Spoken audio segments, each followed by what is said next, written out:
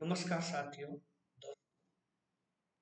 आज 31 जुलाई 2024 का दिन है और आज का ये दिन विशेष दिन है। आप स्क्रीन पर देख पा रहे होंगे 31 जुलाई 1880 को प्रेमचंद का जन्म हुआ। प्रेमचंद एक छोटा नाम है, हिंदी साहित्य में एक बहुत बड़ा नाम है। इन्हें उपन्यास सम्राट, कथा साहित्यकार, कलम का सिपाही आदि नामों से पुकारा जाता है। प्रेमचंद आज ही के दिन 31 जुलाई 1880 को उत्तर प्रदेश के लम्हे गांव में जन्मे थे। इन्होंने अपने पूरे जीवन काल में अनेक कहानियां लिखी, अनेक से लगभग इन्होंने 300 कहानियां हिंदी साहित्य में लिखी। उसके अलावा इन्होंने उपन्यास भी लिखे, जिसमें इनका बहुत प्रसिद्ध का उपन्यास है गौतम। जो इनकी लेखनी चली है वो आदर्श सोनमुखी यथार्थवादी, यानी आदर्शवाद से आगे बढ़कर इन्होंने यथार्थवादी कहानियां भी लिखी। शुरुआत में आदर्शोन्मुख लिखी। आज हम इनके जन्म जयंती के अवसर पर इनकी एक प्रसिद्ध कहानी है नमक का दारू, जो कि पहली बार 1914 में प्रकाशित हुई थी। यह एक आदर्शोन्मुख यथार्थवादी कहानी का बहुत अच्छा उदाहरण है। इसमें इस कहानी में एक मुहावरा है, धन के ऊपर धर्म की जीत की कहानी। इस कहानी को आज हम इनके जन्मदिन के अवसर पर रीड करेंगे, पढ़ेंगे। पढ़ना भी एक कला है। पढ़ना अपने आप में एक अद्भुत कला है और जिसने पढ़ना अच्छे से सीख लिया वो बात को बहुत अच्छे से समझ भी सकता है। आप ध्यान से सुनिए, मैं इसको आज कहानी का वाचन करता हूँ। वाचन जब मैं करूँ तो आपको ये भी समझना है कि शुद्ध वाचन क्या है। मैं एकदम कोशिश प्रयास रहेगा मेरा कि नमक का दारोगा जो बहुत प्रसिद्ध कहानी है उसका एकदम शुद्ध वाचन करूंगा। आप ध्यान से सुनिए। मुंशी प्रेमचंद की कहानी। जब नमक का नया विभाग बना और ईश्वर प्रदत्त वस्तु के व्यवहार करने का निषेध हो गया तो लोग चोरी छिपे इसका व्यापार करने लगे। अनेक प्रकार के छल प्रपंचों का सूत्रपात हुआ। कोई घूस से काम निकालता था, कोई चालाकी। अधिकारियों के वो 12 थे। पटवारी गिरी का सर्व सम्मानित पद छोड़ छोड़कर लोग इस बात की बरकंदाजी करते। इसके दारोगा पद के लिए तो वकीलों का भी जी ललचाता था। यह वह समय था जब अंग्रेजी शिक्षा और ईसाई मत को लोग एक ही वस्तु समझते थे। फारसी का प्राबल्य था। प्रेम की कथाएं और श्रृंगार रस के काव्य पढ़कर फारसी दाम लोग सर्वोच्च पदों पर नियुक्त हो जाया करते थे। मुंशी वंशीधर भी जुलेखा की विरह कथा समाप्त करके मजनू और फरहाद के प्रेम वृत्तांत को डल और नील की लड़ाई और अमेरिका के आविष्कार से अधिक महत्व की बातें समझते हुए रोजगार की खोज में निकले। उनके पिता एक अनुभवी पुरुष थे। समझाने लगे, बेटा घर की दुर्दशा देख रहे हो, ऋण के बोझ से दबे हुए हैं। लड़कियां हैं वो घास फूस की तरह बढ़ती चली जाती है। मैं कगारे पर का वृक्ष हो रहा हूँ, न मालूम कब गिर पड़ूं। अब तुम ही घर के मालिक मुख्तार हो। नौकरी में ओहदे की ओर ध्यान मत देना, यह तो पीर का मजार है। निगाह चढ़ावे और चादर पर रखनी चाहिए। ऐसा काम ढूंढना जहां कुछ ऊपरी आए हो। मासिक वेतन तो पूर्ण मासी का चांद है जो एक दिन दिखाई देता है और घटते घटते लुप्त हो जाता है। ऊपरी आय बढ़ता हुआ स्रोत है, देव प्यास बुझती है। वेतन मनुष्य देता है, इसी से उसमें वृद्धि नहीं होती। ऊपरी आमदनी ईश्वर देता है, इसी से उसकी बरकत होती है। तुम स्वयं विद्वान हो, तुम्हें क्या समझा इस विषय में। विवेक की बड़ी आवश्यकता है। मनुष्य को देखो, उसकी आवश्यकता को देखो और अवसर को देखो। उसके उपरांत जो उचित समझो करो। गरज वाले आदमी के साथ कठोरता करने में लाभ ही लाभ है, लेकिन बेगरज को दांव पर पाना जरा कठिन है। इन बातों को निगाह में बांध लो। यह मेरी जन्म भर की कमाई है। इस उपदेश के बाद पिताजी ने आशीर्वाद दिया। वंशीधर आज्ञाकारी पुत्र थे। ये बातें ध्यान से सुनी और तब घर से चल खड़े। इस विस्तृत संसार में उनके लिए धैर्य अपना मित्र, बुद्धि अपनी पथ प्रदर्शक और आत्म अवलंबन ही अपना सहायक था। लेकिन अच्छे से उनसे चले थे। जाते ही जाते नमक विभाग के दारोगा पद पर प्रतिष्ठित हो गए। वेतन अच्छा और ऊपरी आय का तो ठिकाना ही न था। वृद्ध मुंशी जी को सुख संवाद तो फूले न समाये। महाजन कुछ नरम पड़े, कलवार की आशा लहल आए। पड़ोसियों के हृदय में सूर उठने लगे। जाड़े के दिन थे और रात का समय। नमक के सिपाही चौकीदार नशे में मस्त थे। मुंशी वंशीधर को यहाँ आए अभी 6 महीनों से अधिक न हुए थे। लेकिन इस थोड़े समय में ही उन्होंने अपनी कार्य कुशलता और उत्तम आचार से अफसरों को मोहित कर दिया। अफसर लोग उन पर बहुत विश्वास करने लगे। नमक के दफ्तर से 1 मील पूर्व की ओर जमुना बहती थी। उस पर नावों का एक पुल बना हुआ था। दारोगा जी किवाड़ बंद की मीठी नींद से सो रहे थे। अचानक आंख खुली तो नदी के प्रवाह की जगह गाड़ियों की गड़गड़ाहट तथा मल्लाहों का कोलाहल सुनाई दिया। उठ बैठे। इतनी रात गए, गाड़ियां क्यों नदी के पार जाती है? अवश्य कुछ न कुछ गोल। तर्क ने भ्रम को कुछ वर्दी पहनी, तमंचा जेब में रखा और बात की बात में घोड़ा बढ़ाए हुए पुल पर आ पहुंचे। गाड़ियों की एक लंबी कतार पुल के पार जाती थी। डांट कर पूछा, किसकी गाड़ियां हैं? थोड़ी देर तक सन्नाटा रहा। आदमियों में कुछ कानाफूसी हुई। तब आगे वाले ने कहा, पंडित अलोपीदीन की। कौन पंडित अलोपीदीन? दातागंज के। मुंशी वंशीधर चौंके। पंडित अलोपीदीन इस इलाके के सबसे प्रतिष्ठित जमींदार थे। लाखों रुपए का लेन देन करते थे। इधर छोटे से बड़े कौन ऐसे थे जो उनके ऋणी न हो। व्यापार भी बड़ा लंबा चौड़ा था। बड़े चलते पुरजे आदमी थे। अंग्रेज अफसर उनके इलाके में शिकार खेलने जाते और उनके मेहमान होते। 12 मास सदाव्रत चलता। मुंशी जी ने पूछा, गाड़ियां कहाँ जाएंगी? उत्तर मिला, कानपुर। लेकिन इस प्रश्न पर इनमें क्या है? सन्नाटा छा गया। दारोगा साहब का संदेह और भी बढ़ा। कुछ देर तक उत्तर की बाट देखकर वह जोर से बोले, क्या तुम सब गूंगे हो गए हो? हम पूछते हैं इनमें क्या लगा है? जब इस बार भी कोई उत्तर न मिला तो उन्होंने घोड़े को एक गाड़ी से मिला बोरे को टटोला। भ्रम दूर हो गया। ये नमक के ढेले थे। पंडित अलोपीदीन अपने सजीले रथ पर सवार कुछ सोते कुछ जागते चले आते थे। अचानक कई गाड़ी वालों ने घबराए हुए आकर जगाया और बोले, महाराज। दारोगा ने गाड़ियां रोक दी और घाट पर खड़े बुलाते। पंडित अलोपीदीन का लक्ष्मी जी पर अखंड विश्वास था। वो कहा करते थे कि संसार का तो कहना ही क्या, स्वर्ग में भी लक्ष्मी का ही राज्य है। उनका यह कहना यथार्थ ही था। न्याय और नीति सब लक्ष्मी के ही खिलौने। इन्हें वह जैसे चाहती है नचाती है। लेटे ही लेटे गर्व से बोले, चलो हम आते हैं। यह कहकर पंडित जी ने बड़ी निश्चिंतता से पान के बीड़े लगाकर खाए। फिर लिहाफ ओढ़े हुए दारोगा के पास आकर बोले, बाबूजी, आशीर्वाद। कहिए, हमसे ऐसा कौन सा अपराध हुआ कि गाड़ियां रोक दी गई? हम ब्राह्मणों पर तो आपकी कृपा दृष्टि रहनी चाहिए। वंशीधर दुखाई से सरकारी। पंडित अलोपीदीन ने हंसकर कहा, हम सरकारी हुक्म को नहीं जानते और न सरकार। हमारी सरकार तो आप ही है। हमारा और आपका का मामला है।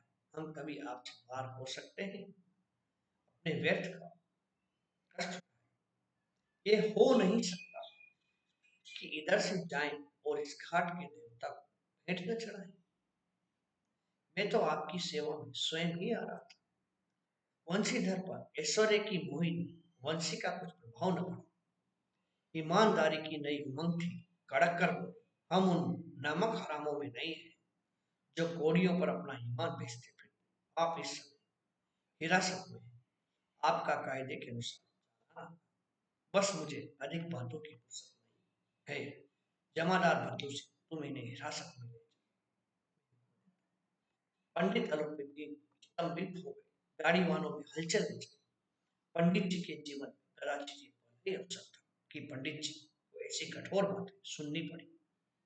बदलू सिंह आगे बढ़ा, किंतु रोब के मारे ये साहस न हुआ कि उनका हाथ पकड़ सके। पंडित जी ने धर्म को धन का ऐसा निरादर करते कभी न देखा। विचार किया, यह भी अभी उदंड लग रहा है। माया मोह के जाल में अभी नहीं पड़ा। अल्लाह है, झिझकता है। बहुत दीन भाव से बोले, बाबू साहब ऐसा न कीजिए, हम मिट जाएंगे। इज्जत धूल में मिल जाएगी। हमारा अपमान करने से आपके हाथ क्या है? हम किसी तरह आपसे बात थोड़ी ही। वंशीधर ने कठोर स्वर में कहा, हम ऐसी बातें नहीं सुनना चाहते। अलोपीदीन ने जिस सहारे को चट्टान समझ रखा था वो पैरों के नीचे से स्वाभिमान और धन ऐश्वर्य को बड़ी चोट लगी, किंतु अभी तक धन की सांख्यिक शक्ति का पूरा भरोसा था। अपने मुख्तार से बोले, लालाजी 1,000 के नोट बाबू साहब को भेंट करो। आप इस सब भूखे सिंह रहे। वंशीधर ने गर्म होकर कहा, 1,000 नहीं, 1,00,000 में मुझे ये मार्ग से नहीं हटा सकते। धर्म की इस बुद्धिहीन दृढ़ता और देव दुर्लभ त्याग पर मन बहुत झुंझलाया। अब दोनों शक्तियों में संग्राम होने लगा। धन ने उछल उछल कर आक्रमण करने शुरू। 1 से 5, 5 से 10, 10 से 15, 15 से 20 चाक नौबत पहुंची, किंतु धर्म अलौकिक वीरता इस बहुसंख्यक सेना के सामने अकेला पर्वत की भांति अटल अविचल। अलोपीदीन निराश होकर बोले, अब इससे अधिक मेरा साहस नहीं। आगे हमको अधिक। बंशीधर ने अपने जमादार को ललकारा। बदलू सिंह मन में दारोगा जी को गालियां देता हुआ पंडित अलोपीदीन की ओर बढ़ा। पंडित घबरा कर 2-3 कदम पीछे हट गए। अत्यंत दीनता से बोले, बाबू साहब ईश्वर के लिए मुझ पर दया कीजिए। मैं 25,000 निपटारा करने को तैयार हूँ। असंभव बात है। 30,000 किसी तरह भी संभव है। क्या 40,000 पर भी नहीं? 40,000 नहीं, 40 लाख पर भी संभव है। बदलू सिंह, इस आदमी को अभी हिरासत में ले लो। अब मैं एक शर्त भी नहीं सुनना चाहता। धर्म ने धन को पैरों तले कुचल डाला। धर्म ने धन को पैरों तले कुचल डाला। अलोपीदीन ने एक हष्टपुष्ट मनुष्य को हथकड़ियां लिए हुए अपनी तरफ आते दिखा। चारों ओर निराश और घातक दृष्टि से देखने लगे। इसके बाद एकाएक मूर्छित होकर गिर पड़े। दुनिया सोती थी पर दुनिया की जीभ जागती थी। सवेरे देखिए तो बालक वृद्ध सबके मुंह से यही बात सुनाई देती थी। जिसे देखिए वही पंडित जी के इस व्यवहार पर टीका टिप्पणी कर रहा। निंदा की बौछारें हो रही। मानव संसार से पापी का पाप कट गया। पानी को दूध के नाम से बेचने वाला कल्पित रोज नामचे भरने वाले अधिकारी वर्ग, रेल में बिना टिकट सफर करने वाले बाबू लोग, जाली दस्तावेज बनाने वाले सेठ और साहूकार, ये सब के सब देवताओं की गर्दनें चला रहे थे। जब दूसरे दिन पंडित अलोपीदीन अभियुक्त होकर कांस्टेबलों के हाथों में हथकड़ी, हृदय में दरार और सौ भरे लज्जा से गर्दन झुकाए अदालत की तरफ चले तो सारे शहर में हलचल मच गई। बेलों में कदाचित आग, इतनी व्यग्र न होती। भीड़ के मारे छत और दीवारों में कोई भेद न था, किंतु अदालत में पहुंचने के लिए पंडित अलोपीदीन इस अगाध वन के सिंह थे। अधिकारी वर्ग उनके भक्त, अमले उनके सेवक, वकील मुख्तार उनके आज्ञा पालक और अर्दली चपरासी तथा चौकीदार तो उनके बिना माल के गुलाम। उन्हें देखते ही लोग चारों तरफ से, सभी लोग विस्मित हो रहे थे। इसलिए नहीं कि अलोपीदीन ने क्यों यह कर्म किया, बल्कि इसलिए कि वह कानून के पंचे कैसे है। ऐसा मनुष्य जिसके पास असाध्य साधन करने वाला धन और अनन्य वाचालता हो, वो क्यों कानून के पंचे? प्रत्येक मनुष्य उनसे सहानुभूति प्रकट करता था। बड़ी तत्परता से इस आक्रमण को रोकने के निमित्त वकीलों की एक सेना तैयार की गई। न्याय के मैदान में धर्म और धन में युद्ध ठन गया। वंशीधर चुपचाप खड़े थे। उनके पास सत्य के सिवा न कोई बल था, न स्पष्ट भाषण के अतिरिक्त कोई शस्त्र। गवाह थे, किंतु लोभ से यहाँ तक कि मुंशी जी को न्याय भी अपनी ओर से खिंचा हुआ सा दिख पड़ता था। वो न्याय का दरबार था, परंतु उसके कर्मचारियों पक्षपात का नशा छाया हुआ था। किंतु पक्षपात और न्याय का क्या है? जहां पक्षपात हो वहां न्याय की कल्पना भी नहीं की जा सकती। मुकदमा शीघ्र ही समाप्त हो गया।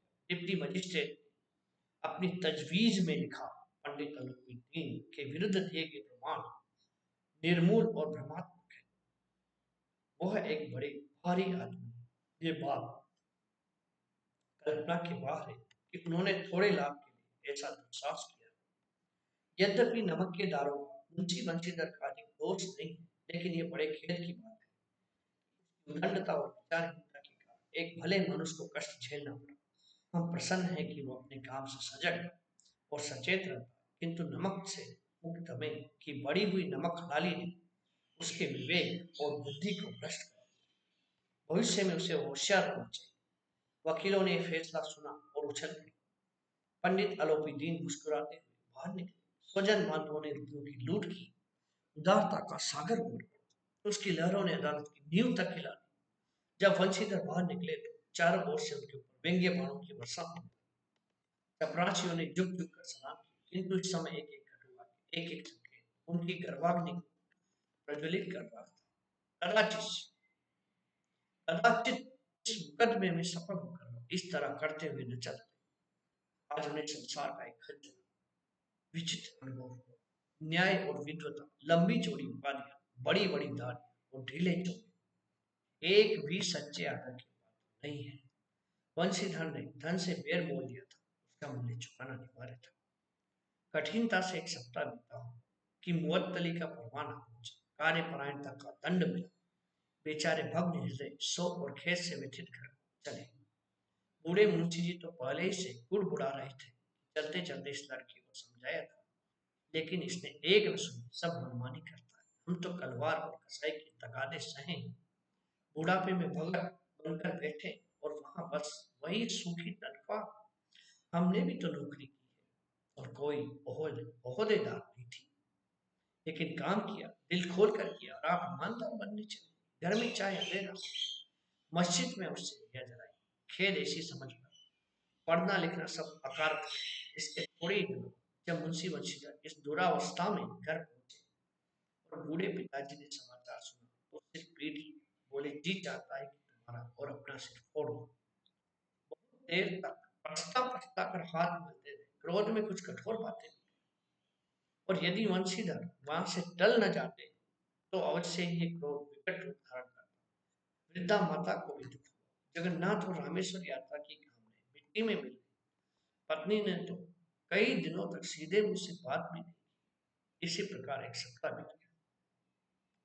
संधि का समय था। बूढ़े मुंशी जी बैठे राम नाम की माला जप रहे थे।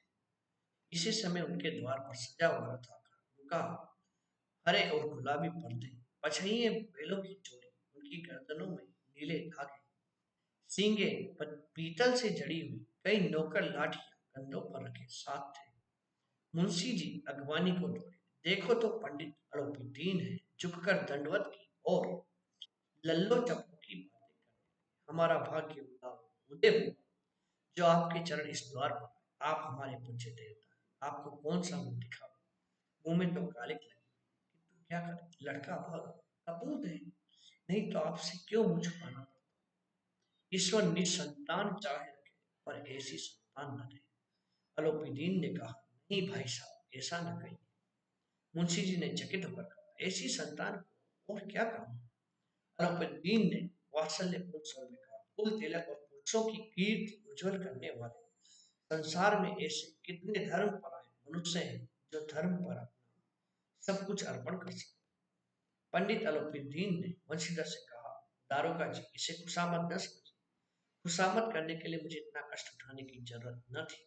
उस रात को आपने अपने अधिकार बल से मुझे अपनी हिरासत में लिया था, किंतु आज मैं स्वेच्छा से आपकी हिरासत।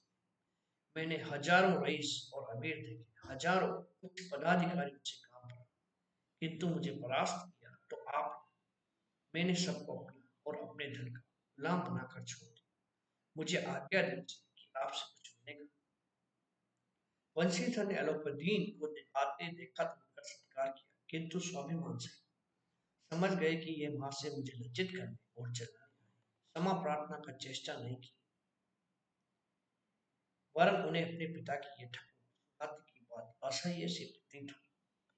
पर पंडित जी की बातें सुनी तो मन के मेल मिट गए। पंडित जी की ओर उड़ती हुई दृष्टि से देखा, सद्भाव झलक रहा था। धर्म ने अब लज्जा के सामने झुका दिया। शर्माते हुए बोले, क्या उदारता है जो ऐसा करते हैं। मुझसे जो कुछ अविनय हुई है उसे क्षमा कीजिए।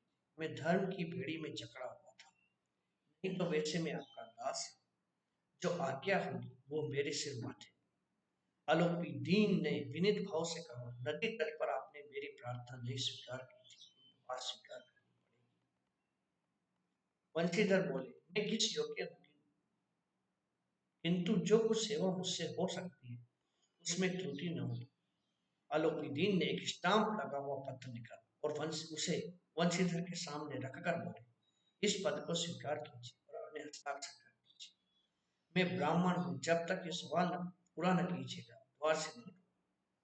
मुंशी वंशीधर ने उस कागज को पढ़ा तो कृतज्ञता से आंखों में आंसू भर आए। पंडित आलोपीदीन ने उनको अपनी सारी जायदाद का स्थायी निवेदन किया। 6,000 वार्षिक वेतन के थे, रोजाना खर्च अलग, सवारी के लिए घोड़े, रहने को बंगला, नौकर चाकर मुफ्त। कंपी स्वर में बोले, पंडित जी मुझ में इतनी सामर्थ्य नहीं कि आपकी उदारता की प्रशंसा कर सके, किंतु मैं ऐसे उच्च पद के योग्य नहीं। आलोपीदीन हंसकर बोले, मुझे इस समय एक अयोग्य मनुष्य की जरूरत है। वंशीधर ने गंभीर भाव से कहा, यो मैं आपका दास हूँ। आप जैसे कीर्तिमान सज्जन पुरुष की सेवा करना मेरे लिए सौभाग्य की बात है। किंतु मुझ में न विद्या है, न बुद्धि, न वह स्वभाव जो इन त्रुटियों की पूर्ति करे। ऐसे महान कार्य के लिए बड़े मर्मज्ञ अनुभवी मनुष्य की जरूरत है। आलोपीदीन ने कलमदान से कलम निकाली और उसे वंशीधर के हाथ में देकर बोले, न मुझे विद्वता की चाह है, न अनुभव की, न मर्मज्ञता की, न कार्य कुशलता की। इन गुणों के महत्व का खूब पा चुका। अब सौभाग्य और शुभ अवसर ने मुझे वह मोती दे दिया है जिसके सामने योग्यता और विद्वता की चमक फीकी पड़ जाती। ये कलम लीजिए, अधिक सोच विचार न कीजिए, दस्तखत कर दीजिए। परमात्मा से यही प्रार्थना है कि वह आपको सदैव वही नदी किनारे वाला बेमुरव्वत, उदंड, कठोर परंतु धर्मनिष्ठ दारोगा बनाए रखे। आज हमने मुंशी प्रेमचंद की कहानी नमक का पढ़ी। मुझे आशा आप सबको ये अच्छी लगी। अपना कमेंट जरूर लिखें।